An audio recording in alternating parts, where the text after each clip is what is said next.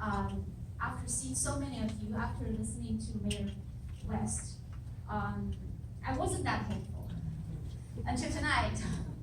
As you saw, 6 years ago when I was interviewing the two representatives of SD43, I was basically kicked out. This is not alone experiences.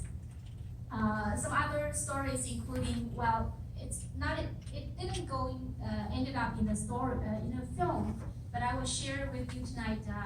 It was at Brock University. Originally, I scheduled 2-day filming with them. So the first day was just, because it's very sensitive. So I think I was smart. Plus, I am a Chinese Canadian, so those people took it for granted that Chinese Canadian must be supported to the Confucius Institute program. So they gladly allowed me in and allowed me to film their Chinese New Year Gala the first day. And my second day plan was to do a series of interviews with the Brock University's representative. But the first day, one of the Confucius Institute directors, who are like myself, are Chinese Canadian, but faculties from Brock, offered me an interview, sort of interview. It's more like a conversation, but I took that opportunity to ask him some very, very mild questions, such as, what do you think of McMaster's closure of Confucius Institute? Could in any way affect Brock's, the Confucius Institute? He said, no, it doesn't affect us at all. And I asked it further, and what do you think of the discriminatory hiring policies, right? That was the very reason why McMaster closed the Confucius Institute. And then, that's McMaster's problem. We didn't have this problem. Because back then, there was no Chinese instructors on their campus. Then, just the night before the second day filming, I received an email from Brock University asking me to sign a media consent. And in the media consent, they listed 6 conditions.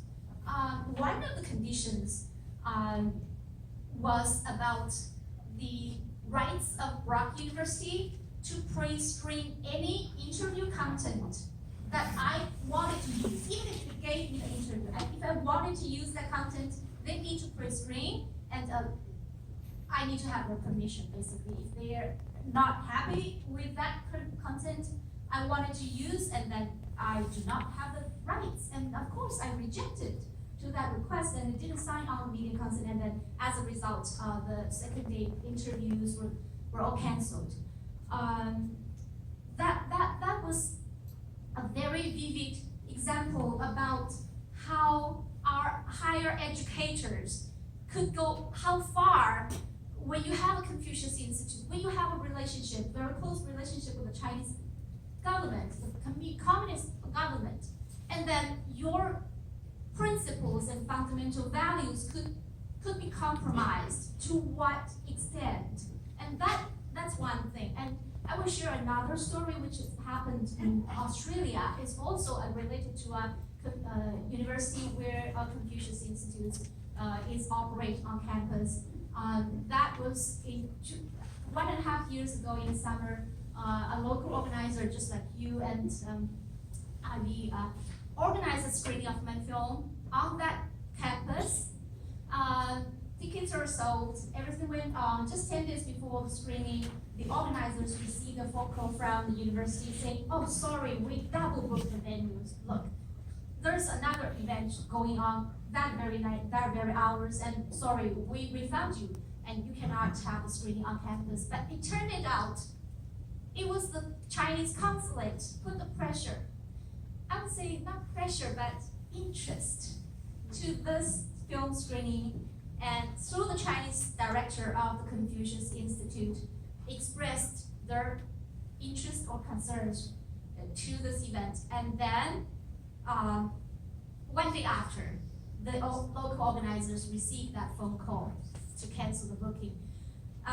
It turned out the venue was empty at all during the scheduled time. So that's another example of how far universities in our democracies could go to compromise the very fundamental values and principles that we as a democracy has been established onto. And also, I wanted to share with you I have been traveling around the world showing my film to people like you who care about these principles and values, including the recent one was in Germany.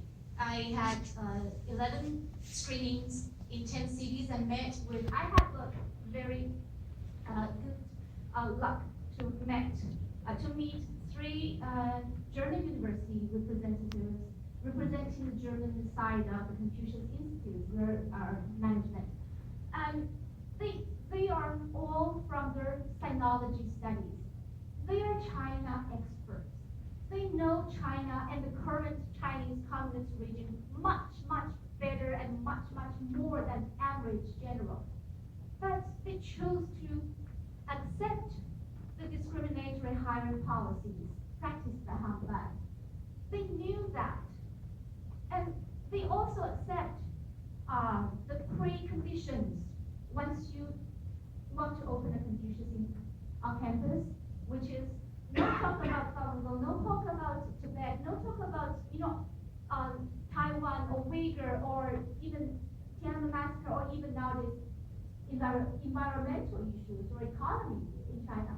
All those taboos, you don't talk on inside your Confucius Institute. They accept that. And the argument they gave me was, okay, in our sinology department, we can talk all of that. We can even invite Dalai Lama on campus. But let me ask you, do you agree with that? The partial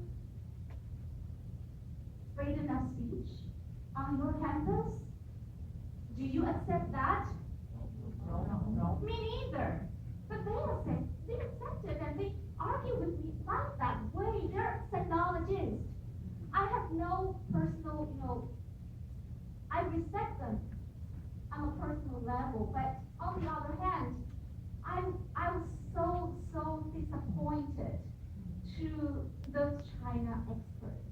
Especially as me, who was born and educated and grown up in China, and I joined Chinese Communist Party at the 3rd year of my university, and my father worked for the Communist Party as well. I was coming from that system, so I know how the Chinese Communist Party operates to control people, not only in Chinese people now, but also like Mayor West shared, Westerners, Canadians, Americans, and Germans, through money, through fear, through whatever means it has.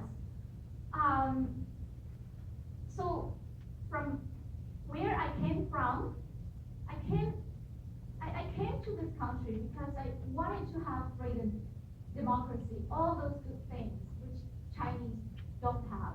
But now we have Confucius Institute. We have people here in Canada wanting to accept that, embrace that money, without thinking of what kind of price we would be compromised. I'm so, sometimes I felt speechless.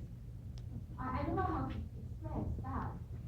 Me as a Chinese Canadian, I wanted to speak out, to fight for those values and freedoms, everything. I want every one of you voice out your concerns. You live in this writing or area. Voice out your concerns to your elected politicians and urge them, like Mayor West said. The change happens from each one of us, taking even a smallest step. But don't underestimate your effort. Even if you share tonight's experience with your family members or friends who couldn't come here, that would be a good thing. And my change of mind from a former Chinese Communist Party member to a fighter against it, starting from truth, knowing about truth. So please spread truth to anyone, including particularly the Chinese people you meet in your daily life, particularly those Chinese from mainland China, and give them some patience. And change doesn't happen overnight. So please